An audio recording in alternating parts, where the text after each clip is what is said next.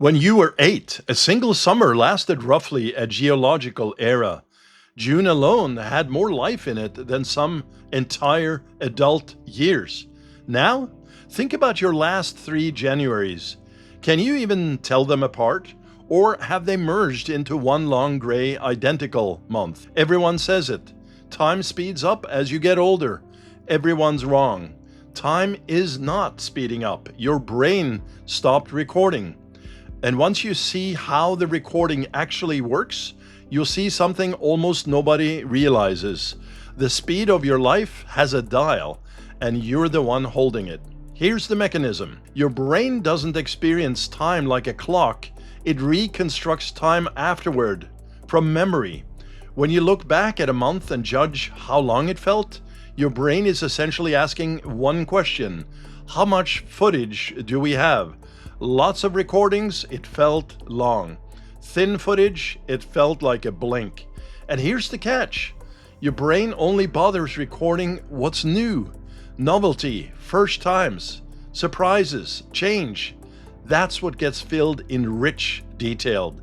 Routine gets compressed. A repeated day isn't stored as a new memory. It's stored as see previous entry. Now, run your own life through that machine. Childhood was wall-to-wall first times. First friendships, first schools, first summers, first everything. Dense, heavy footage, which is why a single year of childhood feels, in memory, like a decade. Adulthood is optimized routine. Same commute, same desk, same shows, same loops. Your brain, efficient to a fault, records almost none of it. So when you look back at the year, the folder is nearly empty, and your brain concludes, must have been short. Entire years of your life are being filled as reruns. And the math gets darker before it gets better. Some researchers model perceived time as proportional. Each new year is a smaller fraction of all the life you've lived, and it's measured against an even thinner stream of novelty.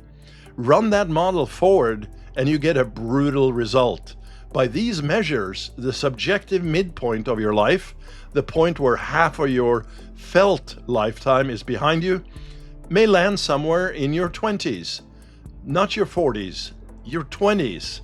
The calendar says you have decades left.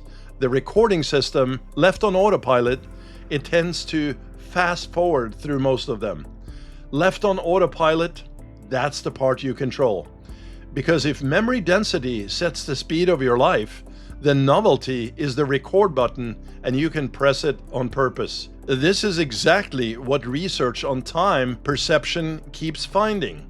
New experiences stretch subjective time. A 1-week trip somewhere unfamiliar produces more recorded life than a month of routine. And it doesn't require quitting your job and moving to Bali. The brain's bar for new is surprisingly low. A different route, a skill you're bad at, a conversation with somebody outside your loop, a room in your own city you never entered. First times are cheap.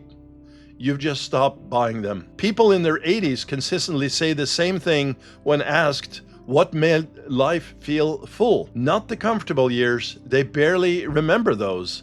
The risks, the changes, the firsts, the chapters where they were a beginner again. So here's the question, and it's really an instruction wearing a question's clothes. Your brain is deciding this very week whether these 7 days get recorded or deleted. A rerun gets deleted, a first time gets kept, and your life gets longer and the only way it actually can. What's your first time going to be this week?